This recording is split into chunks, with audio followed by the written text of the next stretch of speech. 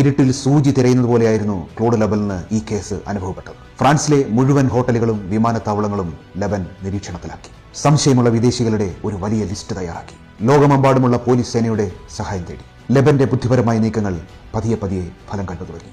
Jackal ഉപയോഗിക്കാൻ സാധ്യതയുള്ള വ്യാജ ഐഡന്റിറ്റികളെക്കുറിച്ച് അയാൾക്ക് ചില സൂചനകൾ ലഭിച്ചു. അപ്പോഴേക്കും ജാക്കൽ പല വേഷങ്ങളിൽ, പല പേരുകളിൽ ഫ്രാൻസിൽ കടന്നു കഴിഞ്ഞിരുന്നു. തനിക്ക് പിന്നാലെ ഫ്രാൻസ് മുഴുവൻ വല വിരിച്ചിട്ടുണ്ടെന്ന് അയാൾ തിരിച്ചറിഞ്ഞു. ഓരോ നിമിഷവും പോലീസിന്റെ കണ്ണുവെട്ടിച്ച് ജാക്കൽ മുന്നോട്ട് കുതിച്ചു. തന്റെ വഴിയിൽ തടസ്സം നിന്നവരെയും തന്നെ തിരിച്ചറിഞ്ഞവരെയും എല്ലാം യാതൊരു ദയയുമില്ലാതെ അയാൾ കൊന്നൊടുക്കി. തലനാരിഴയ്ക്ക് ലെബന്റെ കയ്യിൽ നിന്നും ജാക്കൽ രക്ഷപ്പെട്ടുകൊണ്ടിരുന്നു. പ്രസിഡന്റ് പങ്കെടുക്കുന്ന അടുത്ത പൊതുപരിപാടി എന്നാണോ അതാണ് ജാക്കലിന്റെ ദിവസമെന്ന് ലെബലിന് ഉറപ്പായിരുന്നു. ആ പൊതുപരിപാടി ഫ്രാൻസിന്റെ ലിബറേഷൻ ഡേ ആയിരുന്നു. അവസാന മണിക്കൂറുകളിൽ അന്വേഷണം തകൃതിയായി നടക്കുമ്പോൾ മറുഭാഗത്ത് ജാക്കൽ തന്റെ ലക്ഷ്യസ്ഥാനത്തേക്ക് അടുത്തുകൊണ്ടിരിക്കുകയായിരുന്നു.